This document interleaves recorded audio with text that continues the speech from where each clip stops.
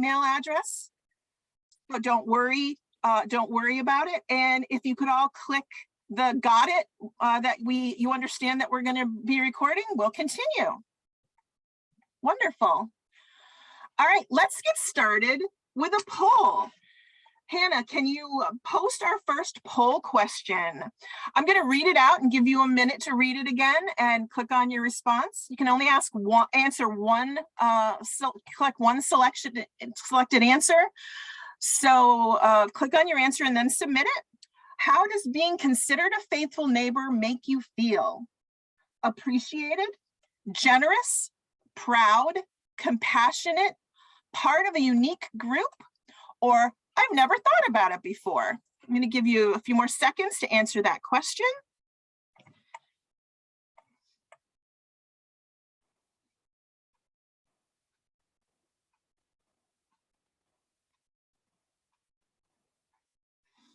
All right, looks like we're almost done.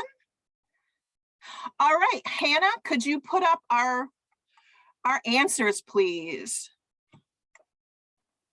All right, so appreciated, compassionate, part of a unique group. Some of you have never thought about it before. For my part, honestly, I have all of these feelings. Well, probably except the last one, because I do think about this a lot. But being able to work with our faithful neighbors and being able to work with you all is amazing to me. I completely appreciate how loving and generous you are. I'm proud to be able to be working with such a unique and compassionate group of amazing people. I love this job and I love you guys, so thank you so much. All right, we're gonna move along. All right, so I'm going to introduce our first speaker for the day. It's my pleasure to introduce you to Carolyn Barker Vienna. Carolyn has worked with Lutheran World Relief for about 10 years. And she has been serving in the role of Senior Regional Director for Latin America since 2013. In her role, she leads strategic direction and programming in El Salvador, Honduras, Guatemala, Nicaragua, Colombia, and Peru. Her regional portfolio includes agricultural development, particularly in coffee and cocoa, resilience and climate change adaptation initiatives, gender and youth integration, agro-enterprise development, and emergency response. Carolyn has a dual master's in Latin American Studies and Public Affairs from the University of Texas at Austin, and a bachelor's in Environmental Studies from Vassar College. She was also named a 2018 Bow Fellow by the World Trade Center Institute. Carolyn, we now turn it over to you. Thank you so much, Karen, and thank you to everyone who's here with us today. It's so great to see all of your faces on the screen. I have to say, pre-pandemic, I had a chance to go to many Lutheran churches, and I loved it because I loved being around, our supporters, but I also loved coffee hour in particular. So I'm glad that I'm here to share in this coffee conversation with all of you. And I wanted to mention that I actually just last week had a chance to try out these steeped coffee bags. I actually have a box of them right here. So I tried one just last week. I had my doubts, but I have to say it was really good. So I hope if you haven't had a chance, if you didn't steep your coffee for our conversation today, I do hope you'll try it out another time. It's really good. So with that, I think maybe Hannah, do you want to pull up my slides and we'll get going? All right.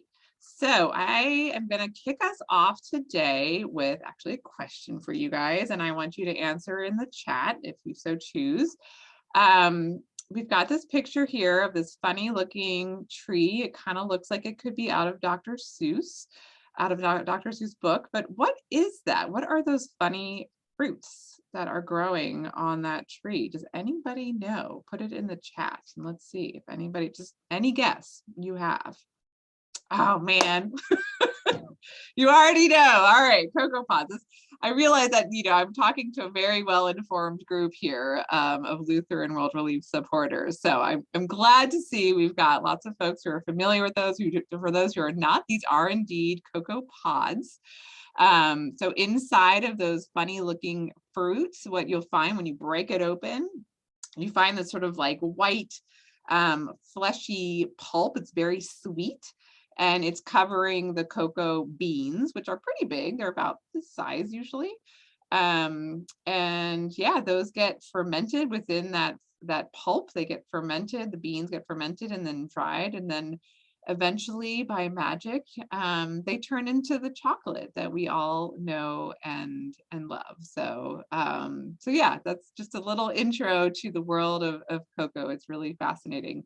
And that's what we're going to be talking about today: cocoa and coffee, as well as other ways that people are able to earn income in the Latin America region, and how you all are really helping us support families throughout Latin America. So I did want to express my personal appreciation for all of your generosity, for your compassion, for the work that we're doing around the world, and particularly in Latin America. Honestly, without your support, we wouldn't be able to do this really important work. So we can go to the next slide. All right. Just a quick overview of the region. This is obviously not all of Latin America that you're seeing on the map here on the left, but these are the countries that we currently are working in. So as Karen mentioned, in Central America, we work in Guatemala, El Salvador, and Honduras, which are together known as the Northern Triangle. You may have heard of that in the news. Often, particularly the Biden administration is often talking about migration from the Northern Triangle into the United States. And then also Nicaragua is another country that we've had long-term presence in. In South America, we're currently operating in Colombia, Ecuador, and Peru. The only reason why some of those countries are in blue is because we have our sort of flagship program, which is MOCA, and you're going to learn all about MOCA during this presentation. But MOCA is a big flagship cocoa program that we have. And in the case of Ecuador and Nicaragua, we're only implementing the MOCA programming, whereas in the other countries, we have a whole variety, a whole big portfolio of programming. So that's the only difference between the blue and the green colors. On the right-hand side, you can just see a handful of pictures kind of demonstrating the type of programming that we're doing. Again, in the bottom one, you can see sort of potato production. So we don't just work in coffee and cocoa, but we do work in a variety of different, what we call agriculture value chains. Sorry, I can't see the pictures on my screen. Here we go. We work very much in gender equity issues, particularly focused on including women in a lot of productive and livelihood activities, as well as addressing nutrition concerns. As Karen mentioned, we do address a lot of emergency needs, particularly in response to disasters, as well as to the refugee situation for Venezuelans in having to leave Venezuela and go into Peru and Ecuador. So really, we're doing a lot. And again, that's all because of support from folks like you. Let's go to the next slide. All right, I just wanted to give you a sense of some of the challenges that folks face in the Latin America region. And these are challenges that I know we see in a lot of the regions around the world, even obviously within the United States. But I wanted to highlight a couple of statistics just to give you sort of a sense of what the current context is in Latin America. First, just to give you a sense of sort of the size of Latin America in general, it does have the entire region has a population of about 664 million people. There are 33 countries that make up Latin America. And then of that population of 664 million, about a third of that population lives in Brazil. So Brazil is by far the biggest country in the region. We do not work in Brazil, but it is a very, very important piece of or country within the region that is very influential in a lot of what goes on in the region. In terms of kind of like what's going on currently, obviously, we're all talking about the pandemic, COVID impacts, and I'm sure you're aware that Latin America is actually the region that in many ways was hardest hit by COVID. And that is seen through reported statistics, particularly on death rates. Unfortunately, there were very, very, very high rates of reported death from COVID throughout Latin America. In fact, it represents about 28% of deaths from COVID globally, whereas the population of Latin America is only about 8%. So that just gives you a sense of the impact that COVID has had on the region. Thankfully, there has been considerable vaccination throughout the region, so we are seeing things are improving. I myself was in Peru a few weeks ago, 2-3 weeks ago. Peru is, again, one of the hardest hit countries in Latin America itself. And you see, you know, people are wearing masks. You're required to show your vaccination card everywhere you go. The region really is trying to put as many measures in place as possible to address the impacts of COVID. Unfortunately, however, over the course of the last 3 years, because of COVID, the economic impact has been really severe. We've seen over 5 million people in the region fall into extreme poverty. So that's 5 million additional people who are now living in extreme poverty since the beginning of COVID because of the economic impacts and the economic restrictions and that kind of thing. The other thing I wanted to mention is just, you know, Latin America in general, I'm sure you've seen there are, you know, the urban areas in general, you see a lot of success in a lot of the urban areas, but there's a lot of inequities, a lot of inequality. So it is considered the region that has the highest rates of inequality in the world. So whereas you do have a lot of wealth concentrated within the region, again, that's just what it is. It is concentrated within the hands of very few people. So there is extreme, as I mentioned, extreme poverty in the region. And that's exactly what we are trying to address as Lutheran World Relief. Another big impact in the region is climate change. Unfortunately, Latin America is one of the regions most impacted by climate change. And we're seeing that play out through droughts, severe long-term droughts, as well as flooding. So just extreme events, droughts, and then extreme flooding. We're seeing more intensified floods and hurricanes. I think you're all aware that 2020 was the worst hurricane season on the books in Central America. In 2020, they were hit by 2 successive hurricanes, Eta and Iota, within 2 weeks. That caused billions of dollars of damage and, of course, loss of life in Central America. Data shows that because of climate change, it could push 3 million people into extreme poverty by 2030. So in addition to what we're seeing from the impacts of COVID, there's also the concern of climate change itself pushing more poverty onto the region. And then lastly, I just wanted to mention just violence and corruption, unfortunately, are an issue that the region has been dealing with for decades now. It was improving. Unfortunately, we're seeing trends again of increased violence and increased corruption throughout the region. So that is something that we are also contending with on a daily basis. I was supposed to be in El Salvador this week. I was going to be calling in from El Salvador, and we had to postpone that trip because there's a state of emergency in El Salvador right now due to gang violence. So again, it's always something that we are addressing in our programming on a daily basis. All right, let's go on to the next slide. All right, this is just a handful of projects. I'm not going to go through every single one, but just to give you guys a sense of some of the types of programming that you're supporting with your donations. So I've mentioned already the MOCA project, which is on the top, and in a second, we're going to get to see a video to give you guys a better sense of that programming, but it stands for Maximizing Opportunities for Coffee and Cacao in Latin America. Sorry, in the Americas. We are focused on the cacao part of that big project, and I'll talk a little bit more about it later. The next handful, again, as I've mentioned before, we work in disaster preparedness, we focus on health and nutrition, we work with youth, building up their entrepreneurial skills. We are addressing Venezuelan refugees and their needs within Peru. And again, doing lots of work in cocoa and coffee. And so we're going to learn about the one program, MOCA. I think now we're going to kick us off with a short video. We're going to cut it off so that we have time to talk. So I think Hannah's going to get it up for us so we can all watch that. And just to introduce it, this is a short clip of some of our our cacao work in Guatemala. Let's kick it off.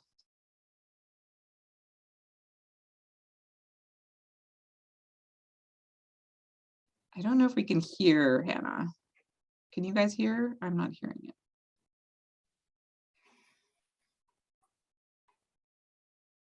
Hannah, we can't hear the sound.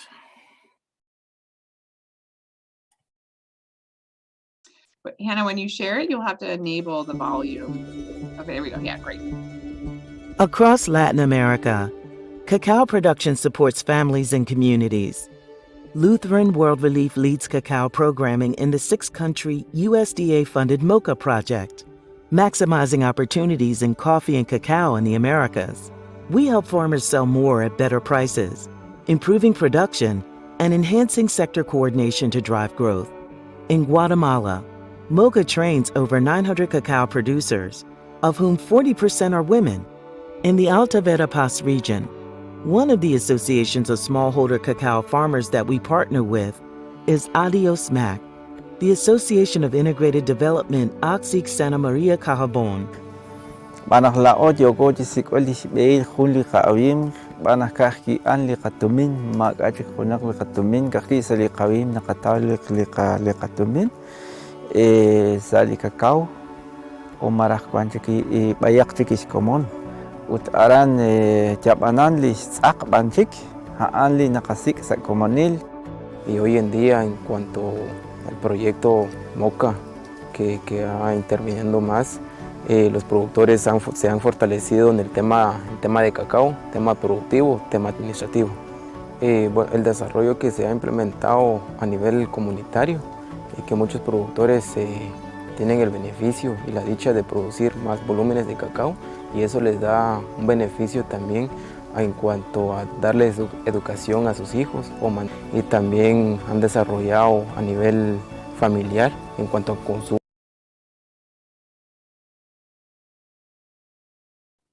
Okay, great. Thank you so much. Unfortunately, we had to cut it off just because we wanted to make sure that we had time for discussion. But as Karen mentioned, we are going to be sharing that video with the link to that video with all of you, so you'll get to see the whole thing. But yeah, that video, we really wanted to give you guys a sense of the programming that we're doing, but not just hear me talk about it, but hear the folks that we're working with talk about the programming. So that is our MOCA project. Again, it's focused on cacao production in 6 countries in Latin America. And in total, we're benefiting over 20,000 farmers and their families throughout the region who are cacao producers.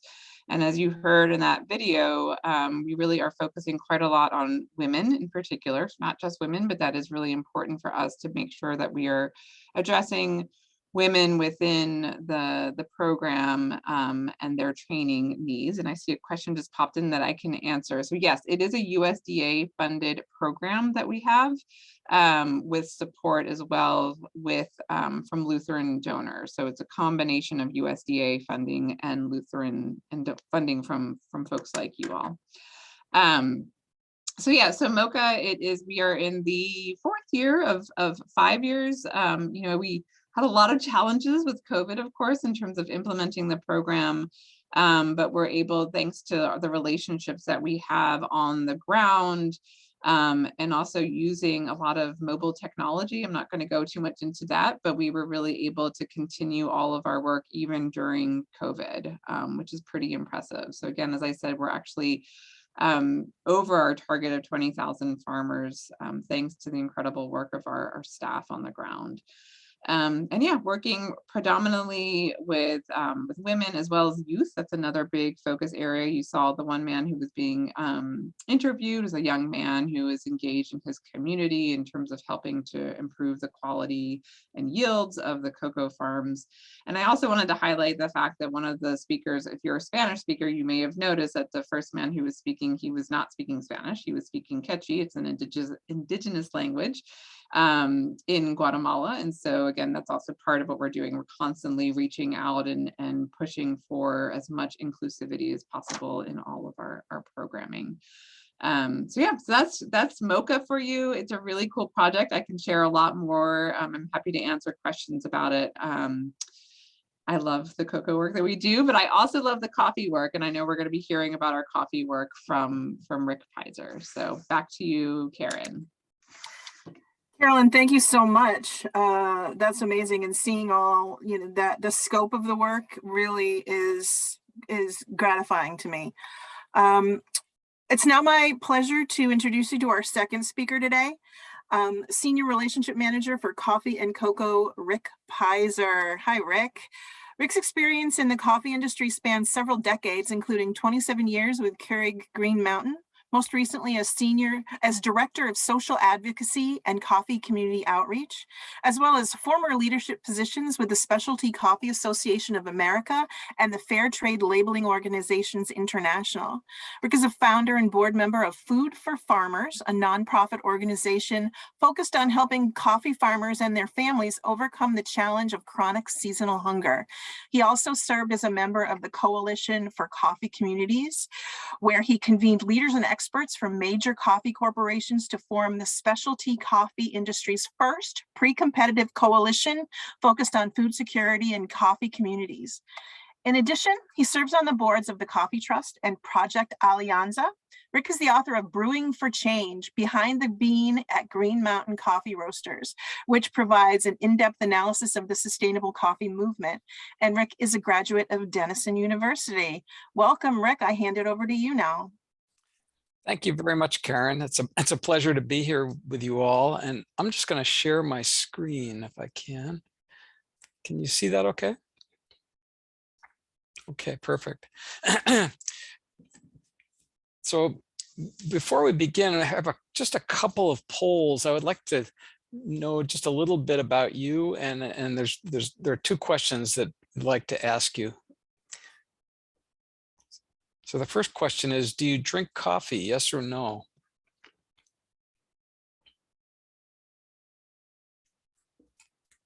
I know how to click that.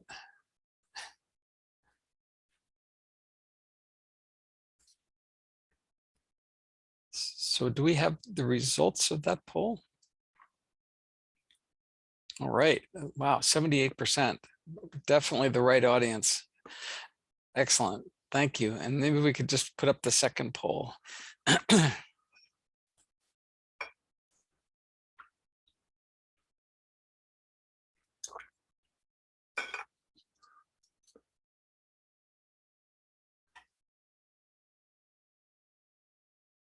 Okay. Do we have the drum roll here for the results of the second poll? Okay, so it looks like about maybe a third roughly. I think there are about 5,000 farmers, and then another 47% of 500,000, and then only 20% over 500,000. Well, the reason I asked this question is because I think the information I'm going to share with you, it's important that you realize that globally there are over 25 million coffee farmers. And when you add in family members, you're looking at well over 100 million people globally whose incomes and livelihoods rely primarily on coffee. So during this brief time we have together, what I'd like to do is just to give you a very brief, this is going to be like a crash course on coffee. I'm going to give you a very brief overview of where coffee comes from, how it's grown, how it's processed, and then some of the challenges and some of the opportunities that coffee farming families are facing, as well as a couple of stories from the field and some very specific work that Lutheran World Relief has been doing in coffee. You're going to hear me use the term small-scale coffee farmers frequently. And just to be clear, when I'm talking about small-scale coffee farmers, I'm talking about farmers who generally farm around 6 acres of land. And nearly all of that land is devoted to coffee farming, with very little land used for any other productive uses, including growing other crops. Farmers, small-scale coffee farmers are very dependent, perhaps overly dependent on their income from coffee. So coffee is grown, in my mind, in some of the most beautiful places in the world. This is a shot on Lake Atitlan in Guatemala. And it's also grown in some of the most ethnically diverse places in the world, some of the most biologically diverse places in the world. This photo I took in Gombe, Tanzania, where Jane Goodall did her primate research, which is a beautiful, beautiful area. It's also grown in some of the very poorest areas of the world. This, as you can likely guess, this photo was taken in Guatemala. And this photo also is not too far away. It was taken in Chiapas, Mexico. And you can see above the young woman standing on the right, a light bulb. And this community had just received electricity the year before my visit, and just that year had received a source of potable water. The building on the left, where you see the young person halfway out the door, that was a communal kitchen where inside that kitchen was just an open fire. It was like a campfire. That's how families in this community were preparing their meals. Coffee is generally grown under canopies of shade, and you can see on the coffee plants on the left in this area, you can, underneath them, you can see impatiens flowers, which fix nitrogen in the soil, but it's a very rich, lush environment. However, over the past decades, there have been introduced new, more modern techniques of producing coffee that you may have heard referred to as sun coffee or sun-grown coffee. This photo I took in the state of Veracruz, and you can see that they're obviously very young coffee plants, but you can't see a blade of grass. There've been intense use of chemical fertilizers, including herbicides, and you can also see tremendous erosion on the hillside. There's nothing to hold the soil in place, and so a lot of those chemicals wash down the hill, enter the stream that downstream families rely on for their households. So coffee starts as a flower, a beautiful flower that is on the plant for about 24 hours before it disappears. It has a very jasmine-like smell. It's a wonderful experience to be near them. And they produce what are known as coffee cherries that change gradually from green to red. And the harvesters only pick the crimson red cherries. The crimson red cherries are loaded with sugar that surround the coffee bean, which is like the pit at the center of the cherry. And whereas a green coffee cherry, for example, would not have that level of sugar and would not, frankly, would not taste good in the cup. This is, whoops, that's what a nice canasta full of coffee cherries looks like before it's processed. Processing consists of removing the pulp or the fruit from the coffee bean, which is at the center, and then washing the beans carefully to remove any remaining mucilage, and then drying the beans. This happens to be a photo I took in Oaxaca, Mexico. It was a basketball court up in the mountains, and they doubles as a drying patio. But on a larger scale, this is what it looks like. This is a drying patio and a co-op in Nicaragua called Proto Co-op. And as you can see, as far as the eye can see, is coffee drying in the sun. Once the coffee is dried, it runs through some machinery that removes a skin that adheres it's very brittle. It adheres to the coffee bean, and it's called the pergamino. That's removed, and then finally you see coffee like this, which is what coffee looks like when it arrives at Starbucks or at Keurig Green Mountain before it is roasted. Now, coffee has, as I mentioned before, there are many challenges. And one of the major challenges that farmers have very little, if any, control over is the market price for coffee. Coffee is a commodity, and in general terms, its price is set based on supply and demand, or rumors of supply and demand, things that could affect the price. For example, if there's a rumor of a frost in Brazil, which is the world's largest producing country, that can send prices very, very high very quickly. But it can be very devastating for farming families, and they have no control over it. You could be a small scale coffee farmer. You could have the most abundant, most beautiful crop that you've ever produced. And the price on the global market might plummet because Brazil has an extra large, a bumper crop this year. And what you have to offer, even though it's the best you've ever had, isn't going to be enough to really take care of your family's needs.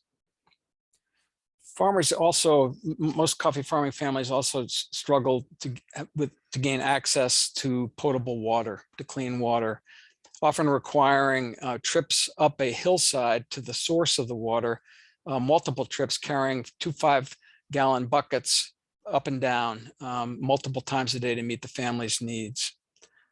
This is a clinic in Chiapas, Mexico, that families walk to, not on dirt roads, but on dirt paths. Some of the people at this clinic walked over 2 hours to a physician that was on duty, who happens to be very devoted and is there 7 days a week.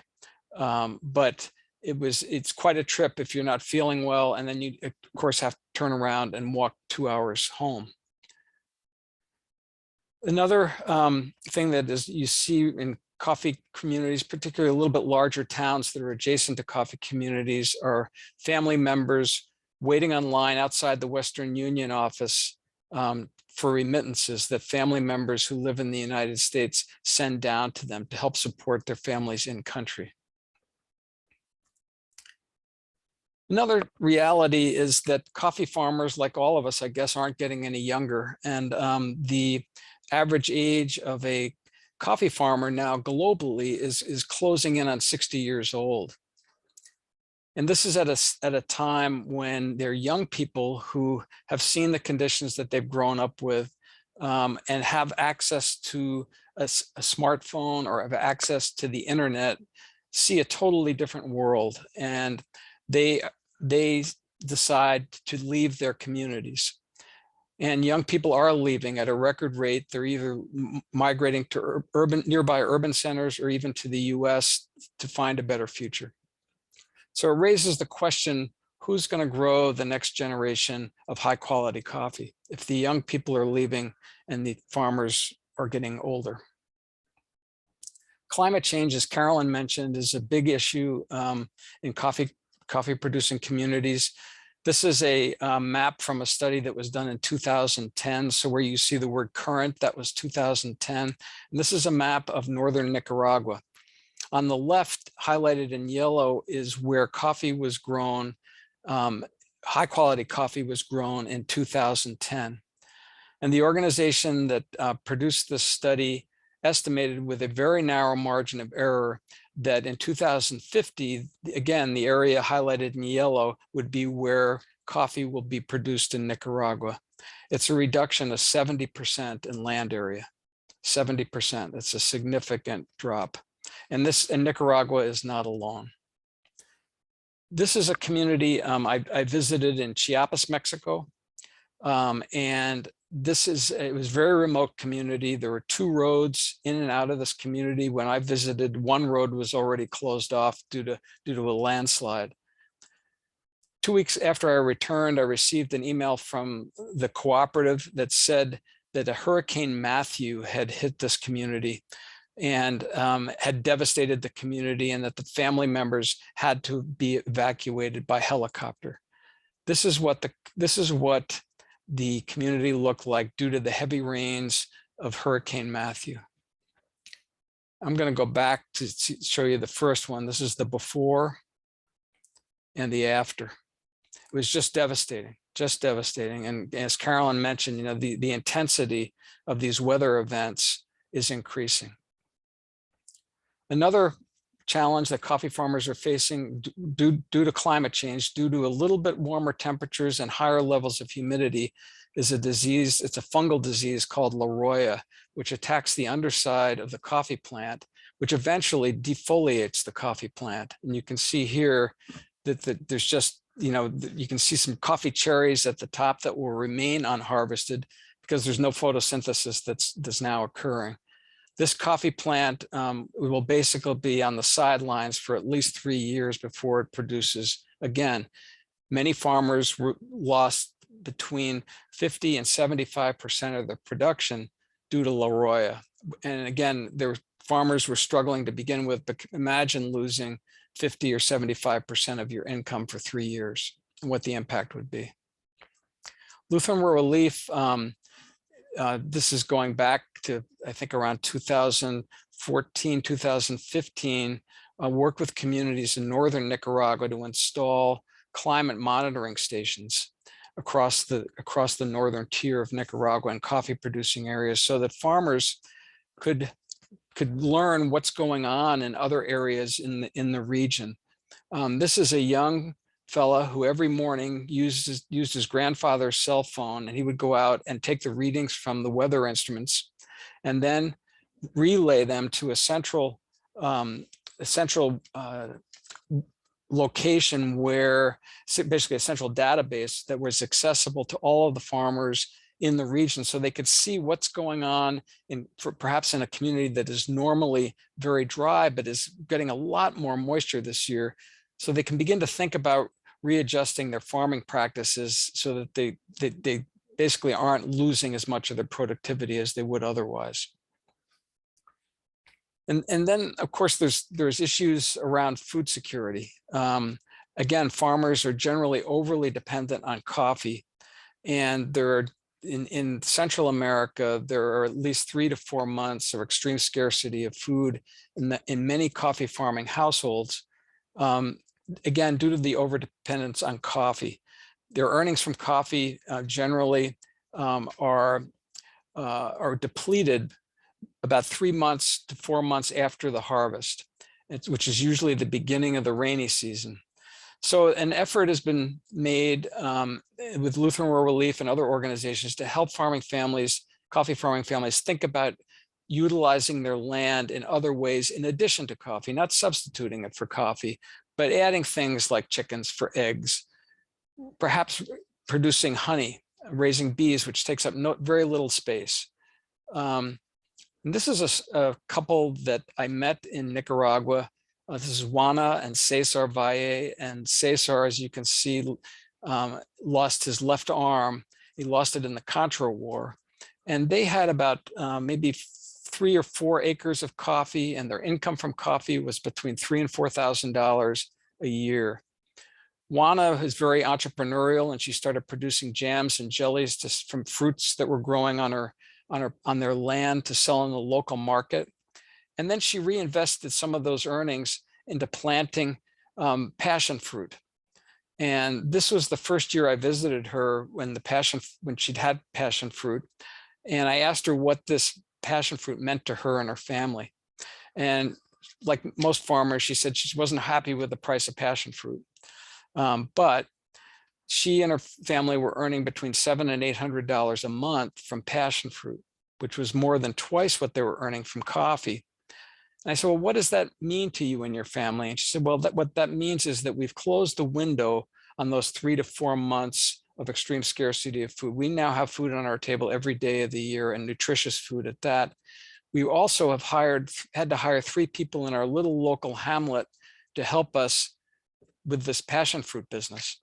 I went back a year or so later, and it was dark underneath these vines. The vines had grown in so much, and the productivity, I'm sure, was incredible as well. And finally, I just want to share with you, this is a highlights really of a project that the Lutheran World Relief has had in Colombia, thanks to the partnership with the Starbucks Foundation. We call it the WIN Project, which is Women in Newly Emerging Coffee Regions in Tolima, Colombia. And the focus of this was really to help empower women and by improving sanitation infrastructures, new technologies, reducing pollution, and helping them have healthier homes. The project also had a strong focus on gender integration, getting women directly involved in the cooperatives where they had coffee and where their husbands had coffee, so that they really were equal partners in these associations. And this is just a quick shot of women. This was not removed from coffee. Women are among the best coffee farmers in the world. And this was just a training where they were sorting out the different, as you can see, different colors of coffee, like the green coffees. And remember, the preferred coffee is a crimson red color coffee. This is a woman looking at a refractometer, which is used to measure sugar content of the coffee, which is an excellent indicator of the quality of the coffee. And of course, here's a woman drying coffee on the roof of her home. And it's what a beautiful view.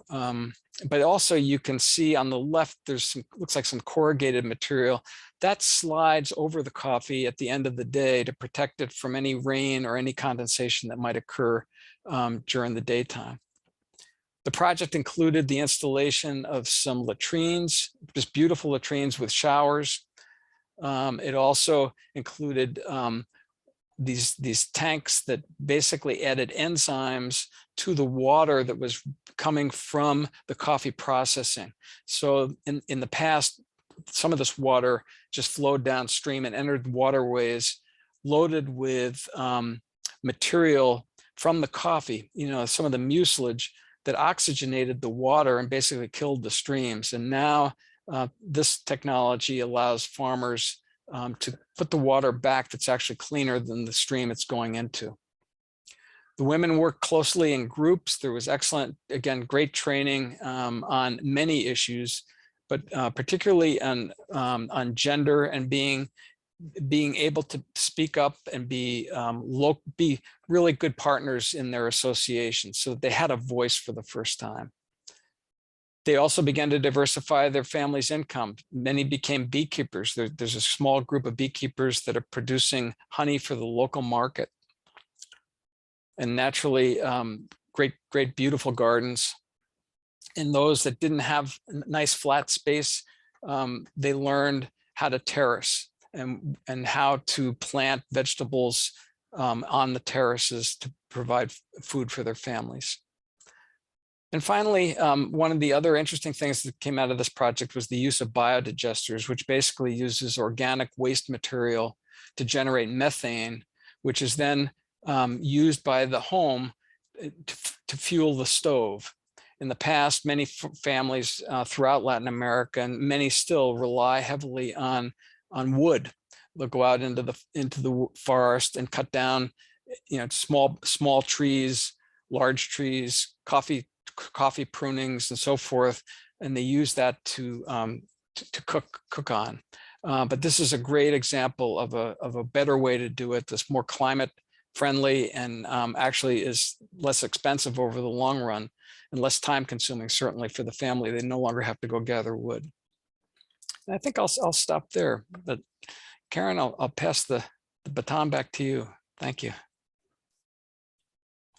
Thank you so much, Rick. That was really, really informative. We have one more short video we want to show before we open this up for questions. Hannah, if you have that last video for us, please.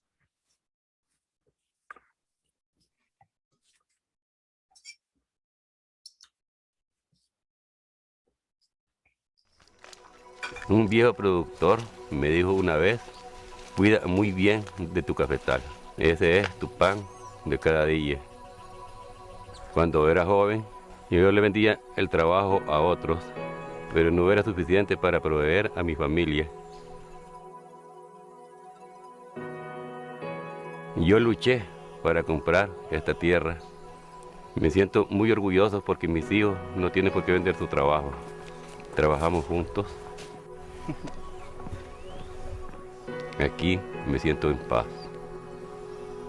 Estoy feliz con mi vida.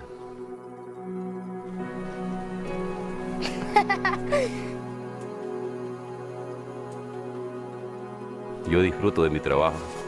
Yo me siento mejor cuando estoy en mi parcela. Me crié aquí y aquí voy a morir.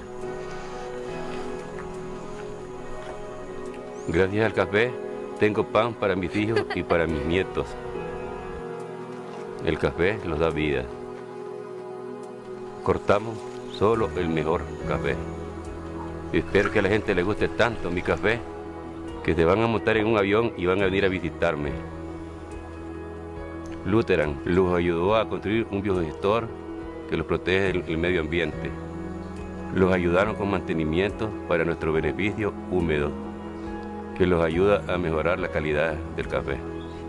Y también los ayudaron con una cocina de gas, que es mucho más saludable para nuestra familia. Años atrás yo solía vender el café a los coyotes. Ellos se comían la ganancia.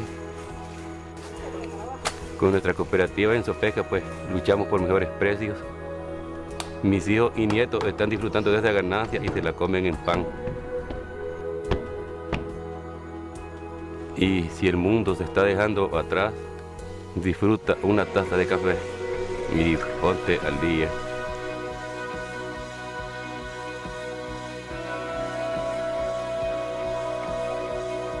El café es medicina.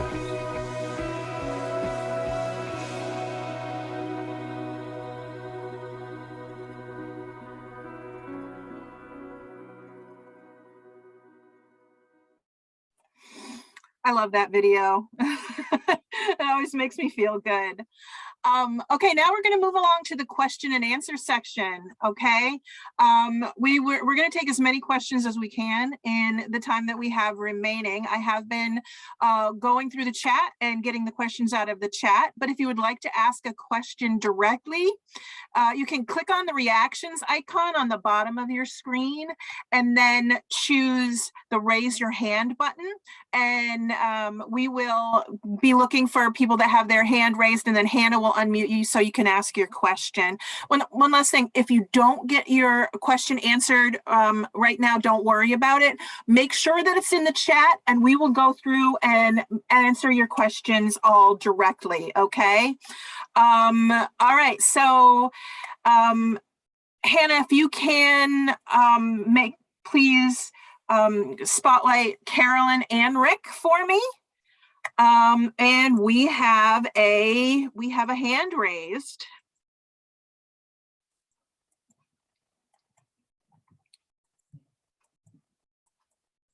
Hold on a second.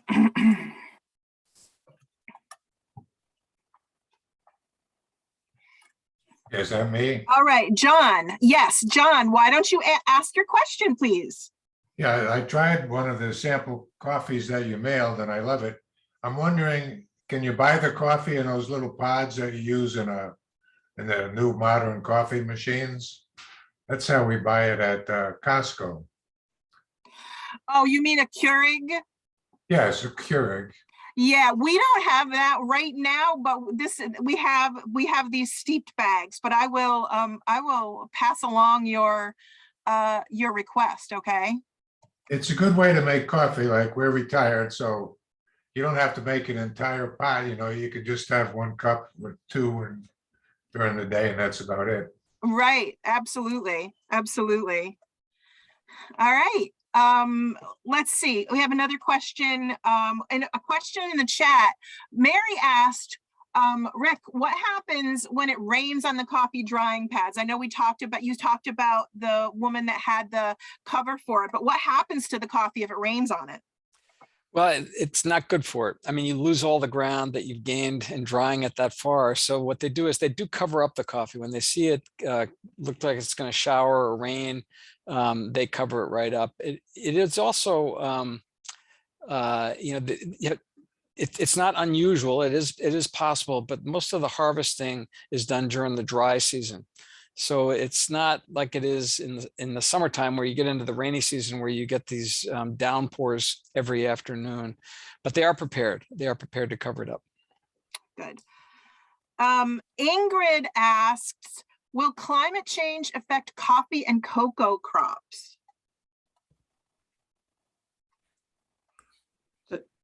I'll start and then I'll kick back. So I think, yeah, definitely both. For sure, coffee, as Rick was showing in the maps that he showed in his presentation. And indeed, that is one of the reasons, honestly, and one of the main reasons that we started looking into cocoa was that we did see it as an alternative to coffee because of the impacts of climate change. So coffee is, as Rick was saying, typically is grown at higher altitudes, but there is coffee grown at sort of somewhat lower altitudes, but they're finding again with climate change impacts that those lower altitudes are becoming less and less suitable for coffee production, but they are very suitable for cocoa. So that's really honestly 10 years ago when we started investing a lot more into cacao, it was largely for that reason, was to be able to offer an alternative to coffee farmers. So now we find in a lot of the countries where we work, that we are working with people who are growing both coffee and cocoa, or maybe were growing coffee and now are transitioning into cocoa. Or cacao. And so it just depends. I mean, in both cases, it does require quite a bit of investment. Like a cacao plant does not start producing until 3 years after it's been planted. So we're not just talking about coffee and cacao in the work that we do. We're always putting a lot of emphasis on diversification. So we always really encourage farmers, I mean, both for environmental reasons, in terms of the impact on the soil and the land, but also for economic reasons. We want farmers to be able to access income from a variety of sources. So I don't know, Rick, if you want to add to that.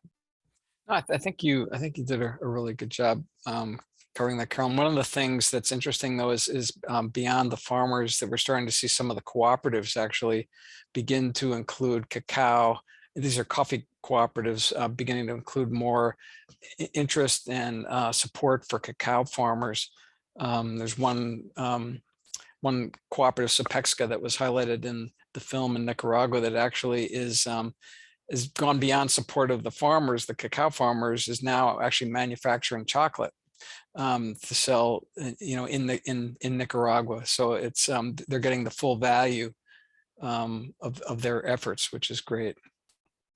And I wanted to mention, we're also, right now, I'm actually working on a new project on spices. And again, it's working with coffee and cocoa farmers. So it's part of the sort of this diversification effort. So it could be that this year, next time, if we have this call again, I'll be sharing information with you all about spices as well as coffee and cocoa. But again, it's a big effort to really help farmers just gain access to different income streams so that they're more resilient in the face of climate change, honestly. Great. John, Jennifer says in the chat that you can buy for $10, you can buy a little basket for your Keurig that they'll allow you to use ground coffee to make a single serving cup. So that's a thought right there.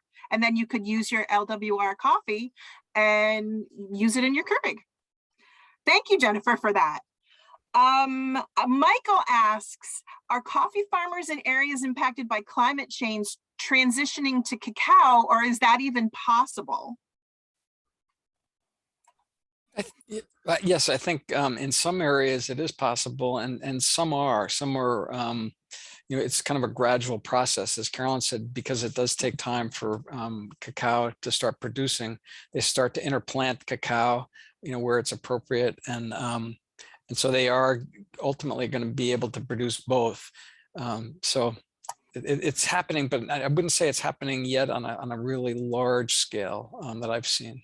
But I think it will pick up steam as the years go by. Great.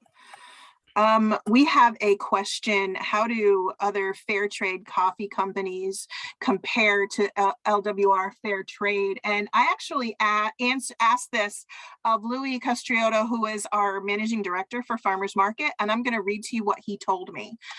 He said, fair trade is good, but we go beyond fair trade, providing much more support for the coffee farmer. Fair trade sets a minimum price paid for coffee, but at LWR Farmers Market, we pay premium prices way above fair trade. We also deploy resources at origin, working directly with the farmer. For example, we help them diversify their crops beyond coffee, like adding passion fruit or adding jackfruit, things like that, to create new revenue streams for them. Carolyn or Rick, do you have any other comments on that? No, I don't think so. I think that was a good answer from Louis. All right, so I'm going to ask one more question, and then we're gonna have to close it out because we're just about at time. We have a question. How much land is needed to be profitable, and do most families have that amount of property? Well, it's difficult for families to have a what we would call a high quality of life to meet all of their needs just from coffee on 6 acres of land. It's very difficult. But when you start looking at diversification, as Juana did with her passion fruit, just as an example, there are ways for families to make significant inroads and improvements in their livelihoods with just a small amount of land, but not necessarily just to do it all in coffee. I don't know if that answers the question, but. That's great. So as I said, if you did not get an answer to your question, don't worry. We are going to go through and get back to you directly with answers to any questions that you have, and feel free to reach out to us, okay? And now as we're coming to the end, I have one more poll question I would like to ask. Hannah, can you please post our final poll?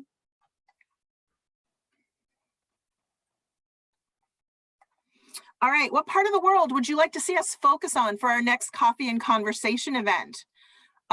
East Africa, including the DRC, Kenya, South Sudan, Tanzania, West Africa, which is the Sahel region, including Burkina Faso, Mali, and Niger, Asia, the Middle East, or would you like to hear us talk about the disaster and crisis response? We'll give you a second to answer those.